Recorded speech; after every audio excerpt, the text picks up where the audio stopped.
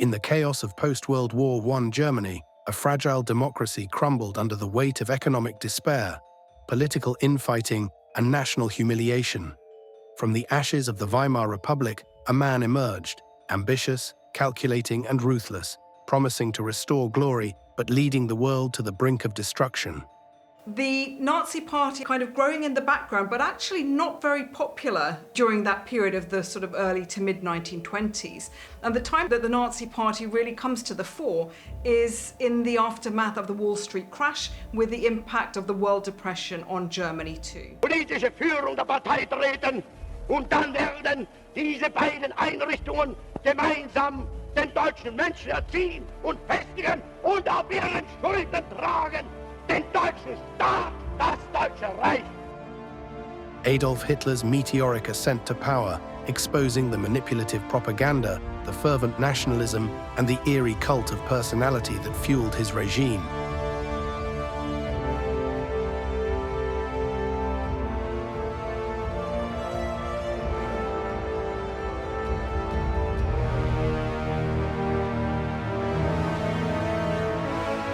The head of state, he's now dead and gone. It now means that one man can take on all the top roles for himself. That man, of course, is Adolf Hitler.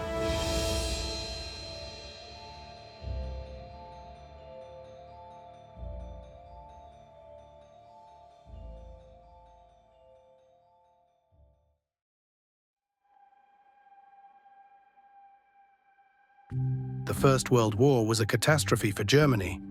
Huge casualties affected morale, shortages and starvation plagued the home front, and on November 9, 1918, after a series of mutinies by German sailors and soldiers, the Kaiser had abdicated and fled the country. The following day, a provisional government was announced, made up of members of the Social Democratic Party and the Independent Social Democratic Party of Germany, shifting power from the military. With peace declared and the Kaiser gone, Germany needed to establish a new constitution that would move the country forward after accepting responsibility for World War I.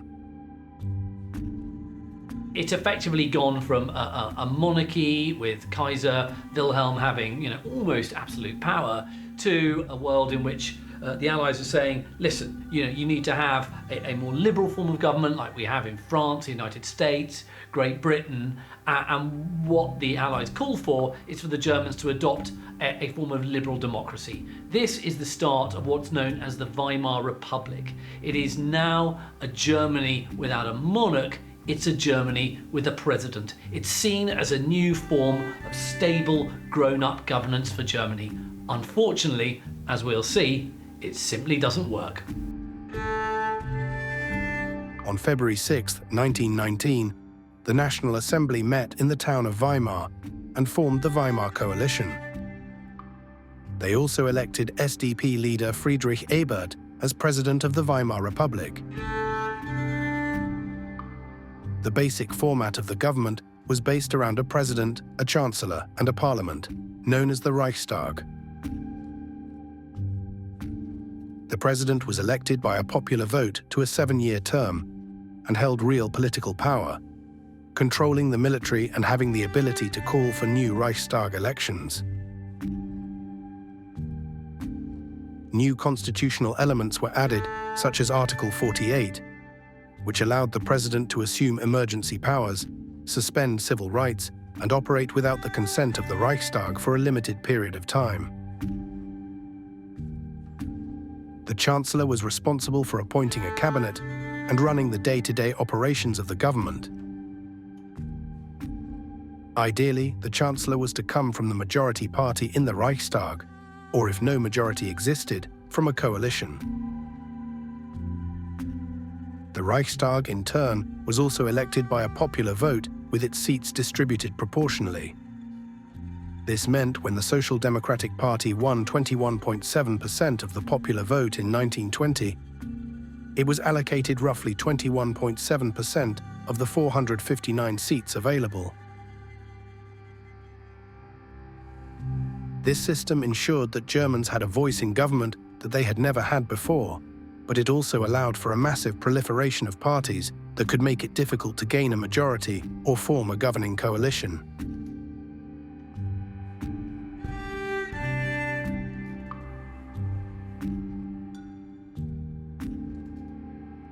The most important issue facing the government was the terms of the peace treaty.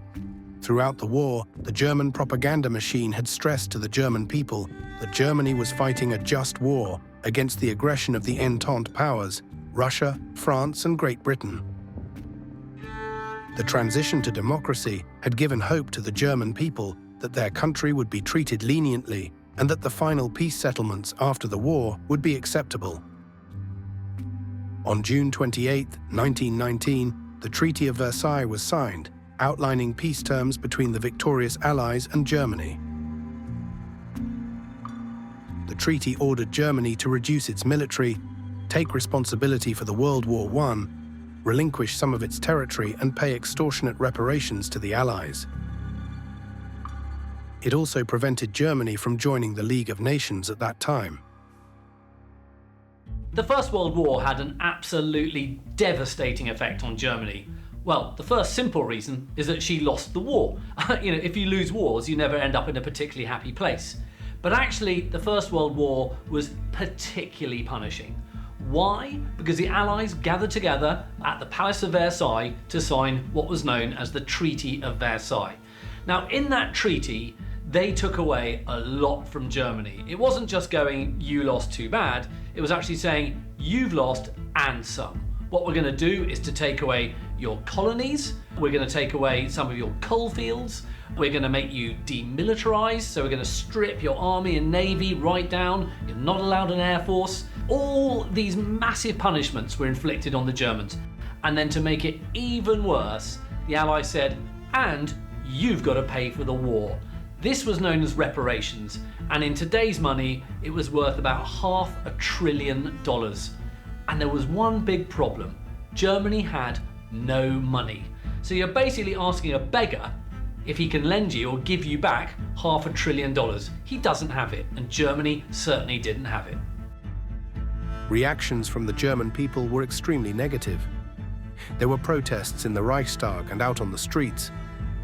Along with the loss of land and overseas colonies, Germany had to deal with the humiliation of accepting responsibility for the war, which the German public didn't agree with. The Treaty of Versailles was very much seen by the Germans as a diktat, a dictated treaty. So this sense that the army perhaps wouldn't have lost the war had they had the chance to go on the battlefield. One of the other effects of the First World War on Germany was it totally polarized political life. You had a lot of soldiers coming back from the front feeling that the war had been going well, and yet suddenly the government back home in Berlin had surrendered. Why had it done that? Why had the Kaiser let them down? And so you have what arises is something called the stab in the back myth. This idea that all those brave soldiers at the front didn't lose to the Allies, they actually lost to their leaders back home who supposedly stabbed them in the back. Now, those soldiers come back and they form lots of very militaristic units, which are known as the Free Corps or the Freikorps. And it's from that kind of groundswell of very nationalist, very angry, very resentful opinion that you start seeing these little parties like the Nazi Party being formed. The Weimar government was then associated with failure in World War I, since it had signed the Treaty of Versailles, which had ended the war. Many nationalists believed the government had sold Germany out to its enemies, ending the war too soon and allowing the country to be controlled. Due to the public unhappiness with the Weimar Republic, many German citizens looked towards radical and extremist parties who were opposing the political situation in Germany. What you start to see in the early 1920s is this sort of development, almost like a kind of fungus on the ground of all these small political parties from different parts of the political spectrum. You know, you've got Communist Party, growing up on the left, you've got things like the Nazi Party growing up on the right, and you've got tons of these little parties, many of which have extremely vicious agendas. They didn't like the Kaiser. Oh, some of them like the Kaiser, some of them want democracy, some of them want communism or fascism. You know, there is a whole kind of maelstrom, a mixture of very radical, very defined, very virulent type of politics emerging in Germany. It's a very poisonous cocktail indeed. One party in particular was beginning to surface, the Nazi Party. The National Socialist German Workers' Party, better known as the Nazi Party, had been established in 1919 and were promoting radical views. One theory that the Nazi Party had developed was the stab in the back theory, which regarded the loss of World War I and who was to blame. What any extreme movement needs is a kind of legend or a kind of myth or a kind of enemy to kick against. And the Nazis and Hitler created plenty of enemies, some of which were actual enemies, like the communists. You could say that they were genuine enemies of the Nazis because they're at different ends of the political spectrum. But also, what Hitler also whipped up and what he encouraged was this idea that the German soldier who had fought in the First World War had been stabbed in the back by his political masters in Berlin, and that's why the war was lost, and that's why Germany faced this shame of defeat. And so what Hitler's saying is, listen, to those soldiers, those former soldiers, I can actually reverse this. I can not only, put a rifle or a spade in your hand and make you feel proud, but I can also get Germany back her pride and her wealth and her status in the world. At the end of the First World War, there was a lot of social and economic dislocation and upheaval in Germany. And there was a sense, particularly by groups on the far right, and there were a lot of them, so the Nazi Party was just one of dozens actually. And there's a sense on the far right in particular, but in other groups in society too, that the army had been stabbed in the back. So this whole myth or legend arose called the Dolchstoß, the stab in the back. And there was this sense that the army had been stabbed in the back by this group, what the Nazis and the others on the far right called the November criminals, who signed the Treaty of Versailles in the aftermath of the First World War. Although many different variations of this theory existed, the Nazi Party proclaimed that Germany was betrayed by those on the home front, which led to the loss of the war, rather than their defeat on the battlefield.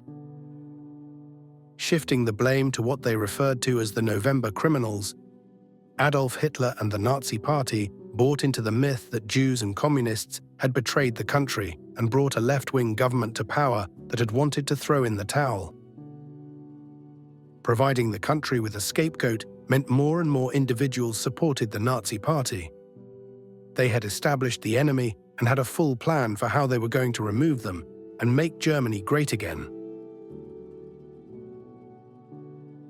By blaming the Jews for the defeat, Hitler had created a stereotypical enemy, someone to point the blame at and encourage the party supporters to do the same. Getting rid of the Jews would solve all of Germany's problems, or so he claimed. With economic struggles and no positive way of life, the German people liked the policies that the Nazi Party was outlining, and support continued to grow.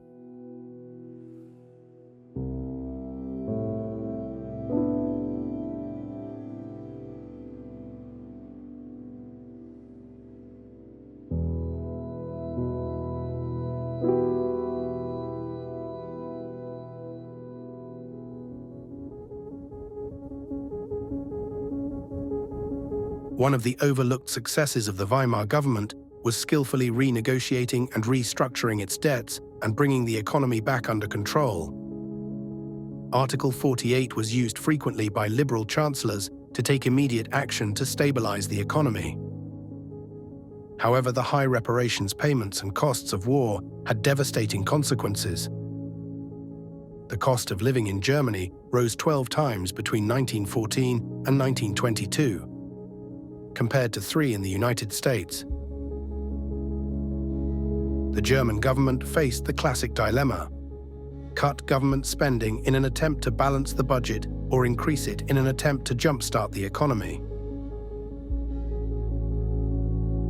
When the government sought to pay reparations simply by printing more money, the value of German currency rapidly declined, leading to hyperinflation. The early early period of the Weimar Republic was beset with quite a lot of economic, social and political problems. So there's inflation, there's all sorts of economic difficulties, and they really rose to a peak in 1923 with the hyperinflation. So very common is the image of a German person in the street literally carrying a wheelbarrow full of money to pay for an everyday item like a loaf of bread. So just this sense of the devaluation of the currency and the hyperinflation brought about in this period. So there were lots and lots of different problems in those early years of the Weimar Republic. In January 1920, the exchange rate was 64.8 marks to $1. In November 1923, it was way over 1 billion marks to $1. This economic disaster had social consequences as well. Since Germany couldn't keep up with repayments of the reparations, the French and Belgian armies invaded the Ruhr region of Germany, the main area of industrialism. The French aimed to extract the unpaid reparations and therefore took control of key industries and natural resources. The Weimar government instructed the Ruhr workers to go on strike instead of helping the French. The occupation of the Ruhr worsened the economic crisis in Germany. One of the things that particularly sticks in the craw of Hitler and other politicians like him is the fact that the French have seized the Ruhr, this important and absolutely vital industrial area. Now, without the Ruhr, it helps to cripple Germany's economy still further, and of course it benefits the French economy enormously. It's just yet another kick in the teeth for the Germans, who are thinking, we've lost the Ruhr, we've lost the coalfields of the Tsar, we've had the Rhineland demilitarized, we've lost our colonies in China and Africa, and we're having to pay lots of war loans back, which we don't have any money to do so. If you look at it, it seems to be a complete disaster. Of course, that's what it became. Many Germans who considered themselves middle class found themselves destitute. Heinrich Brüning, who became Chancellor in 1930, chose the deeply unpopular option of an austerity program which cut spending and those programs designed precisely to help those most in need. Prices ran out of control and many people couldn't afford to live or survive. Poverty was at an all-time high. By autumn of 1923, it cost more to print the money than the notes themselves were worth. During the hyperinflation crisis, workers were often paid twice per day. Because prices rose so fast, their wages were virtually worthless by lunchtime. Unsurprisingly, the impact of hyperinflation dissolved a lot of support for the government, and people began looking towards uprisings and extremist parties to deliver the answers to their crisis. As the currency collapsed, so did the policy of passive resistance. The Nazi Party continued to grow support within this time. Once again, Hitler expressed his anti-Semitism, declaring that since Jews ran the banks, they were responsible for the economic mess Germany found itself in. The German economy had completely crumbled, although this didn't result in the collapse of the Weimar Republic. However, it shook the faith of many Germans who began looking towards radical parties to drag them out of the economic rubble. The confusion caused by hyperinflation led Adolf Hitler to believe that he could take power in Munich in November 1923, leading the beer hall putsch. However, the attempt failed. In 1923, Hitler thought that he was in a strong enough position with a lot of different kinds of patronage and support from military circles to stage a coup, so a putsch, a kind of takeover of power. And he decided to do this in the city of Munich, so that it became known as the Munich Beer Hall Putsch. However, it was a crisis and a fiasco, and the Nazi Party actually fell apart afterwards. Some of its members wounded, some of them becoming martyrs too. But essentially Hitler was placed into jail at Landsberg, so he was imprisoned in Landsberg, and that was where he wrote Mein Kampf. Hitler believed that the government of Germany was so unpopular that many Germans would support him. He was even planning a march on Berlin after his success in Munich. Hitler was arrested and tried for high treason. He was found guilty and sentenced to 5 years in prison. This seemed like the end for Hitler and for the Nazi Party.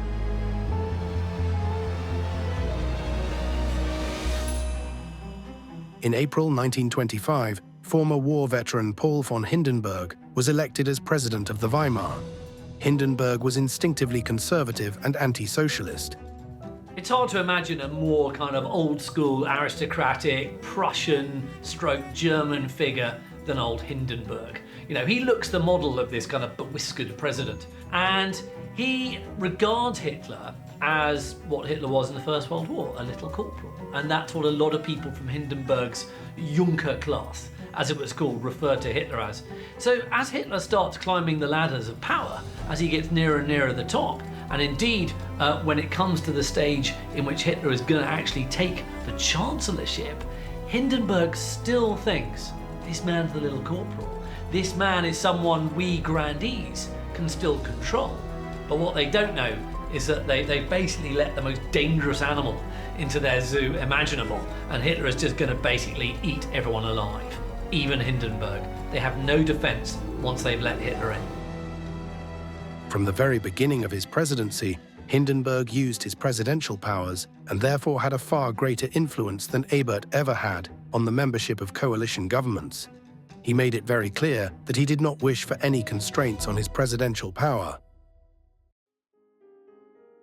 A new foreign minister, Gustav Stresemann, brought new life to the Weimar Republic, bringing economic stabilization.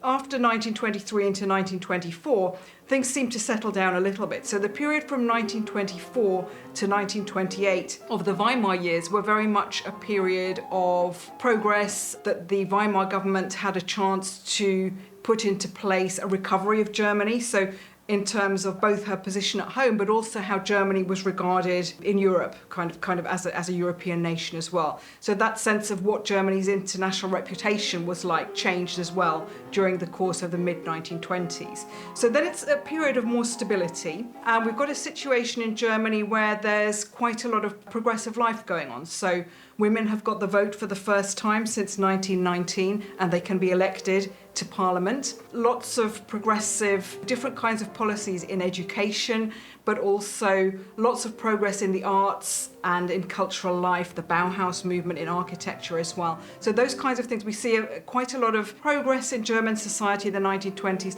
and a lot of hope. But at the same time, and I think this is quite interesting, at the same time, we've got the Nazi Party developing kind of in a sense almost in the background. So not at the forefront of anyone's attention during these years, because the popular attention's kind of enjoying the 1920s, the kind of swinging 1920s, with the cabaret lifestyle and the women now taking jobs in the cities as typists and in office jobs and these kind of new glamorous jobs that hadn't been open to them before. And at the same time, we've kind of got this sort of conservative and right-wing backlash against that kind of progress that typified Weimar society. So it's kind of quite an interesting time. And then the Nazis, in a sense, they're sort of in the background in this way, but very, very busy building themselves, building up the party and building up its propaganda and its profile. Payments of reparations continued, and the Ruhr was no longer controlled by the French. A new currency, the Rentenmark, was established, which brought worth back to the currency. Industry began moving again, and unemployment decreased slightly. Stresemann borrowed money from the US to help pay back war reparations, a scheme known as the Dawes Plan. He also managed to get Germany a place in the League of Nations. Morale in Germany was looking up. Resistance was decreasing, and more people were moving on with their lives peacefully. However, in 1929, the Wall Street crash in the US came to affect the German economy once again, sparking the beginning of the Great Depression. The global economic downturn created by the Great Depression in America had devastating repercussions for the Weimar Republic. As the panic hit Wall Street, the US government pressed its former allies, Britain and France, to repay their war debts. Not having the money, Britain and France pressed Germany for more reparations payments, causing an economic depression. If you are someone with no money to pay you lots of money, they're really not going to be able to do it. And in order to do it, they're then going to have to borrow money off someone else to pay you back. Now that's what Germany does. America offers Germany loans to pay back the war reparations to America and to Britain and to France. So what you have is this sort of circle of income going across the Atlantic to Germany, and then some of which ends up trickling back to France and Britain and the United States. Now, that might work fine if the world's economy is okay. But what happens in 1929? You have Black Thursday, you have the depression, the slump, the Wall Street index go crashing through the floor, in almost a matter of hours. And you have one of the greatest depressions the world's economy has ever seen. Now, of course, what does that mean? The Americans are going to go, well, we're no longer going to loan Germany any money, and actually any money we've loaned we want back. And the Germans are going, but if we don't have this money, we can't keep our industry going. And then Britain and France and other countries around the world are going, we need these markets to sell things to. That's collapsing, everything's starting to collapse. Now, of course, that's going to have a devastating effect on even the most stable form of political system, as you have, say, in Britain or the United States. But even in those countries, you had a lot of political instability as a result of the Depression, this worldwide slump. But in Germany, it's far, far worse, because, of course, what you're mixing there is basically bankruptcy with political extremism. And that is a very poisonous brew indeed. And this is what gives rise to more and more votes going to extremist parties. Why? Because they're saying Weimar has failed and we can offer the solutions. We've got something definite that these old men simply don't have. A crucial factor in the rise of Nazism was the ability of the party to expand and provide a political home for those discontented with the state of the Weimar. 2 months after Adolf Hitler was released from prison, the Nazi Party was re-established and growing in numbers once again. The roots of Adolf Hitler's rise to power lie in the disaster of the economic crash on 1929 and the subsequent depression. The Wall Street crash and the rise in unemployment had the important effect of further dividing German politics. During the Weimar years, the Nazis very much in the background, but very much building their profile and their propaganda and their organisation. But it's really after 1929, with the impact of the Wall Street crash and the Great Depression on Germany, that the Nazi Party really came into its own and really, from that point, managed to attract very, very large numbers of voters and supporters. And the reason for this is that in that period, so with the height of the Depression in Germany, a lot of economic distress, really despair, accompanied really too also by political chaos. So the succession of short governments, one after another, including a grand coalition government, unable really to deal with the economic crisis. Article 48, which was the presidential decree, was called into place and used quite a number of times in this period. So it's kind of a sense that the normal workings of government just weren't working. And then the use of presidential decree, this kind of emergency use, being called into use more and more often, is signifying these very difficult political and economic circumstances.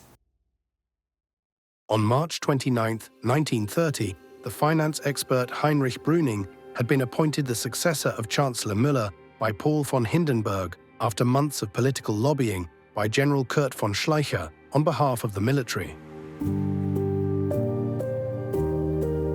The new government was expected to lead a political shift towards conservatism, based on the emergency powers granted to the president by the Constitution, since it had no majority support in the Reichstag. The economic downturn lasted until the second half of 1932, when there were first indications of a rebound. By this time, though, the Weimar Republic had lost all credibility with the majority of Germans. The bulk of German capitalists and landowners originally gave support to the conservative experiment, not from any personal liking for Brüning, but believing the conservatives would best serve their interests. As the mass of the working class and also of the middle classes turned against Brüning, more of the great capitalists and landowners declared themselves in favor of his opponents, in particular Adolf Hitler. After Hitler came out of prison, he picked up the pieces of his party that was in disarray and really forged his position once again as the leader of the party, and indeed developing from that to be the leader of the nation. So this kind of whole cult of the Führer, cult of the leader, surrounding him from this point during the mid-1920s, that once he comes to power, that cult of the leader just expands to the whole nation. So certainly at this point in the mid-1920s, he's sort of rebuilding the party now, very much trying to make sure that it was very well organized. So he organized the party into the different regions, so the different Gau, each region with its own regional leader or Gauleiter. And then he also organized the party very cleverly, horizontally as well. This idea that there were Nazi organizations right across different sectors of the economy or of profession or occupation. So for example, there was the Nazi Teachers Association, the Nazi Jurists Association, the Nazi Doctors Association, as well as students' associations, women's groups, and youth groups as well. So there's this kind of build-up, this kind of groundswell of build-up of support for the party through the mid-1920s, that once the Depression hits, then in that period from 1929 up until he comes to power in 1933, he's really able to manipulate that basis of support that's already been established.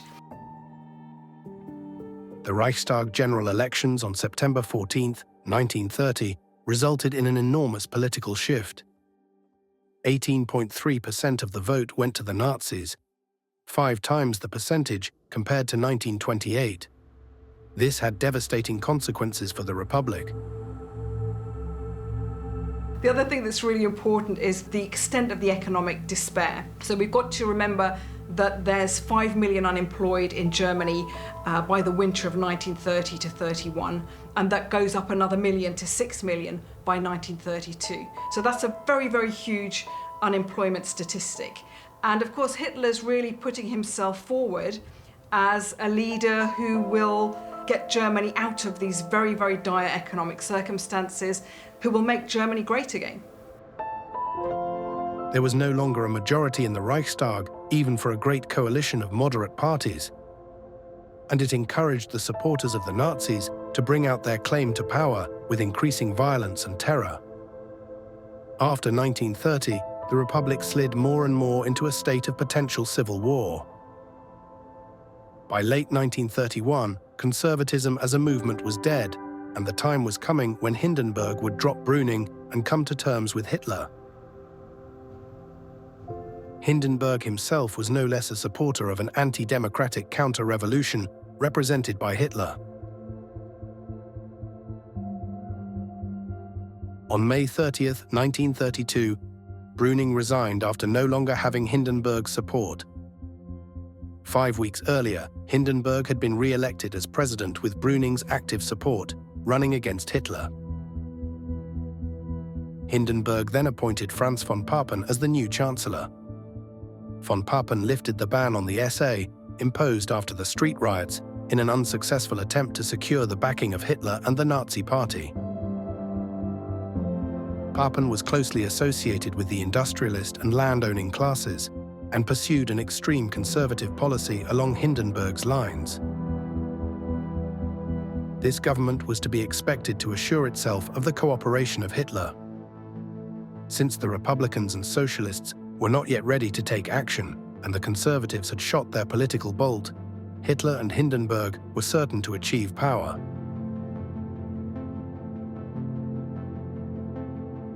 Majorities and even coalitions in the Reichstag were difficult to form among an increasing large number of extremist parties, left and right. Elections were held more and more frequently. Since most parties opposed the new government, von Papen had the Reichstag dissolved and called for new elections. The general elections on July 31, 1932, showed major gains for the Nazis, who won 37.2% of the vote, overtaking the Social Democrats as the largest party in the Reichstag. In the July 1932 elections, that was when the Nazi Party reached the height of its electoral success. Actually, by November 1932, they'd lost 2 million votes. So it was kind of, those last months were kind of a difficult moment for the party, but it kind of all sort of fell into place with the political manoeuvrings and the machinations, just in time, really, in a way, because I think maybe some of the popular support for the Nazi Party was declining by the end of 1932. July 1932 resulted in the question as to now what part the immense Nazi Party would play in the government of the country. The Nazi Party owed its huge increase to an influx of workers, unemployed, despairing peasants, and middle-class people. They wanted a renewed Germany and a new organization of German society. Therefore, Hitler refused ministry under Papen and demanded the chancellorship for himself, but was rejected by Hindenburg on August 13, 1932. There was still no majority in the Reichstag for any government. As a result, the Reichstag was dissolved, and elections took place once more in the hope that a stable majority would result.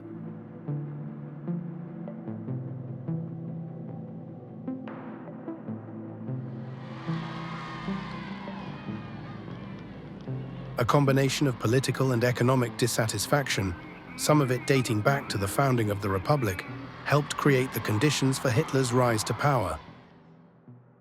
By drawing together the fringe nationalist parties into his Nazi party, Hitler was able to gain a sufficient number of seats in the Reichstag to make him a political player. I would strongly suggest that the vast, overwhelming majority of people who voted for Adolf Hitler, who looked at Adolf Hitler in the late 1920s and early 1930s, suspected that the person they were electing would end up committing one of the worst genocides the world has ever seen. Yes, of course they knew he was anti-Semitic, but then a lot of people in Europe and America and elsewhere were anti-Semitic. It was a pretty standard prejudice. It's not acceptable, of course, but it was out there, and it was just almost part of life. You have something called drawing room anti-Semitism, in which people, even in the politest society, were anti-Semitic. The anti-Semitic nature of the Nazi Party wasn't hidden, but I think there was never a sense that it would unleash the kinds of policies that came about during the 1930s, and indeed, of course, during the war with the eventual genocide or attempted genocide of European Jews. If Hitler was anti-Semitic, that wasn't necessarily a problem. And of course, just because someone's a racist doesn't necessarily mean they actually want to go around murdering people.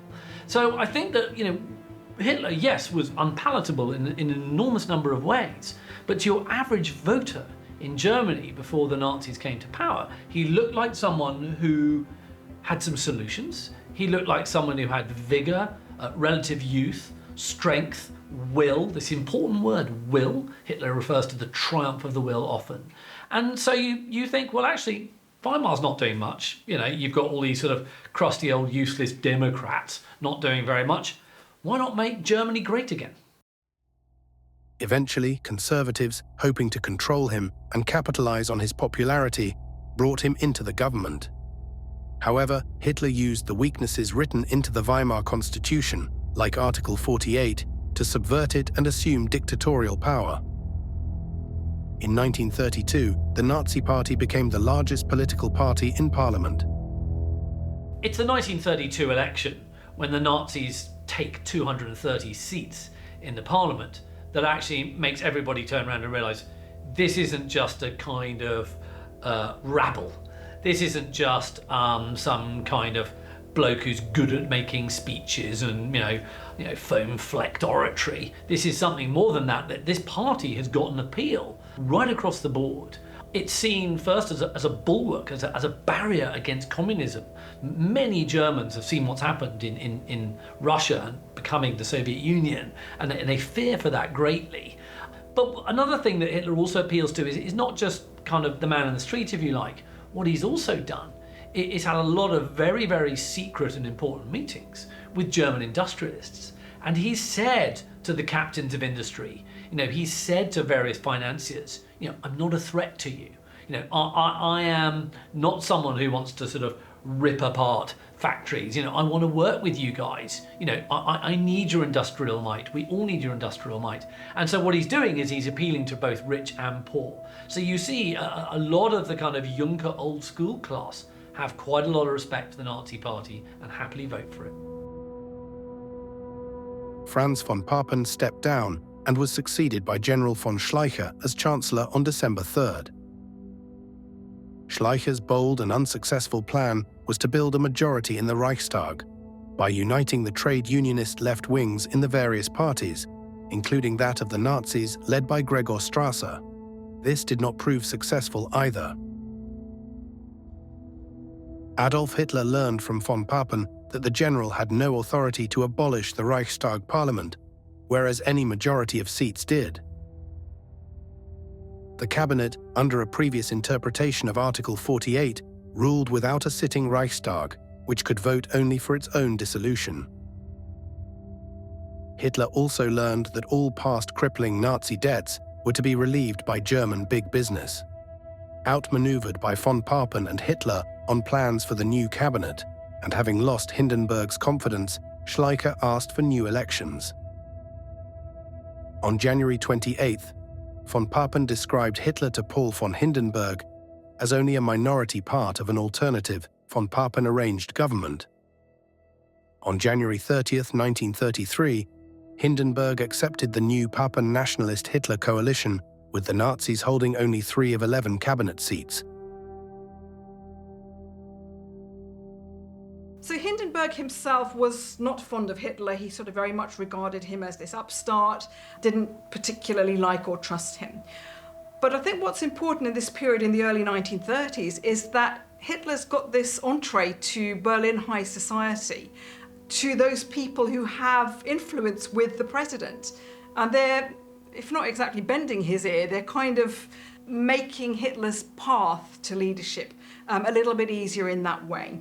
So that by the time that January 1933 comes and that Hindenburg offers Hitler the chancellorship, because not much earlier on he'd rejected the vice-chancellorship, so Hitler wasn't having the second position, he wanted the top position. So by the time that January 1933 came and Hindenburg offered him that position of chancellor, he'd sort of accepted that this was going to be the case because he wanted to use the popular support that the Nazi Party had. And again, I think the other thing about Hindenburg and some of the other sort of more conservative and the kind of military elites in German society, I think they thought that they would be able to keep Hitler in control somehow. So it was kind of almost wanting their cake and eating it, but of course they couldn't. So they kind of thought they could use Hitler's massive support and this great electoral wave, the kind of popular support of the German people for this party. So they kind of wanted to harness and use that, but at the same time to harness in the more violent side of the party or the kind of uglier sides of the party, and somehow to tame Hitler. There's this idea that they'd be able to assimilate him into what they wanted him to be and to tame him out of the worst excesses of the party. Hindenburg, despite his misgivings about the Nazis' goals and about Hitler as a person, reluctantly agreed to Papen's theory that with Nazi popular support on the wane, Hitler could now be controlled as chancellor. After a brief struggle for power, Hitler was named chancellor in January 1933. This would be the end of the Weimar Republic. When Hitler's appointed chancellor in January 1933, it's very tempting to suppose that's it, he's in power, he's totally in control. You've got to remember that for the first few years of the Nazis being in power, they never really felt as in power as we may today think them to be. Of course, by the time the war broke out, they had absolute control of Germany and indeed other places too.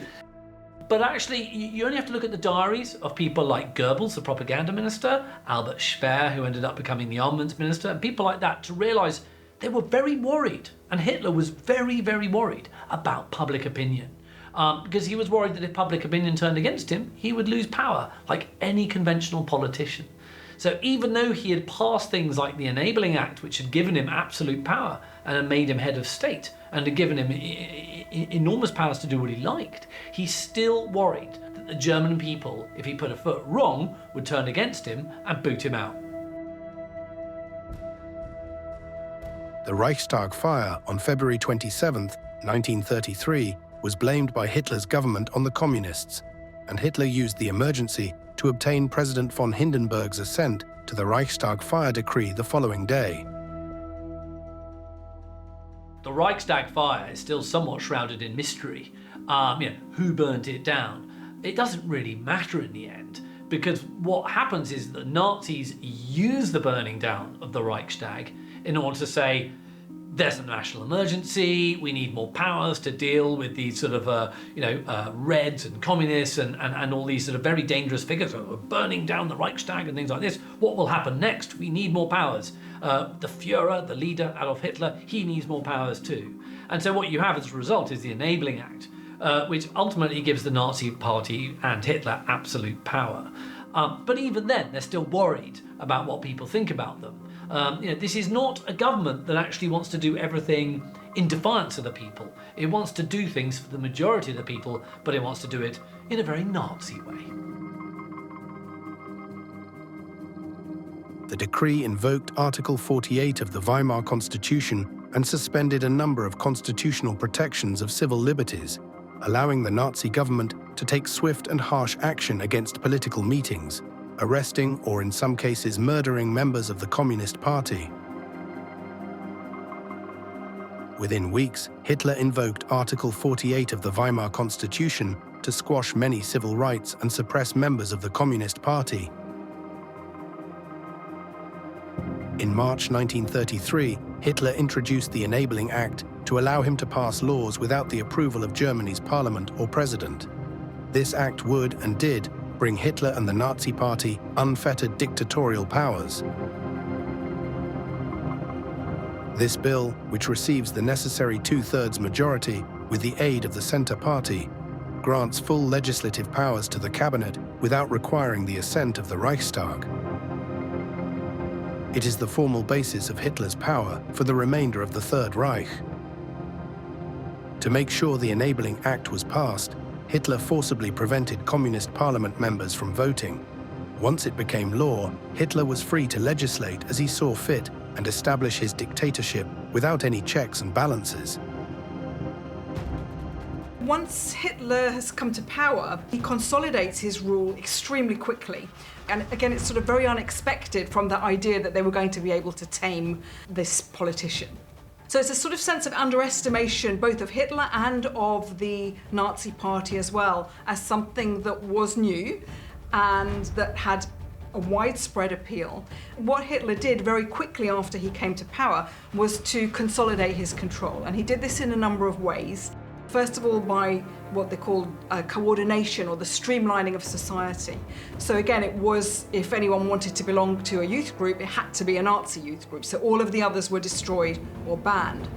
Destruction of the trade unions as well, astonishingly quickly. And that was the strongest and biggest trade union movement in Europe. And that's replaced by the German Labour Front.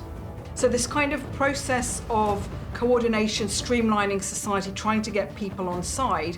And then the other really important developments through 1934 was, first of all, that the army had to swear an oath of personal loyalty to Hitler himself.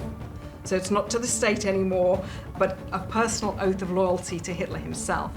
And then, of course, when President Hindenburg died in August 1934, it's kind of the last sort of element of restraint or possible control has now disappeared. Hindenburg's death is kind of the final nail in the coffin of any semblance of sort of the Weimar Republic or any hope of liberal democracy. He represents a kind of a hangover from the Weimar period. He was still, the head of state. He's now dead and gone. So after all of the things that have been put into place, like the Enabling Act and other policies in those first months the Nazis came to power, so now after Hindenburg's death, Hitler's position is unchallenged. He's the Führer, he's Chancellor, and president all rolled into one, as it were. So he is the ultimate power and the ultimate authority. It now means that one man can take on all the top roles for himself. That man, of course, is Adolf Hitler.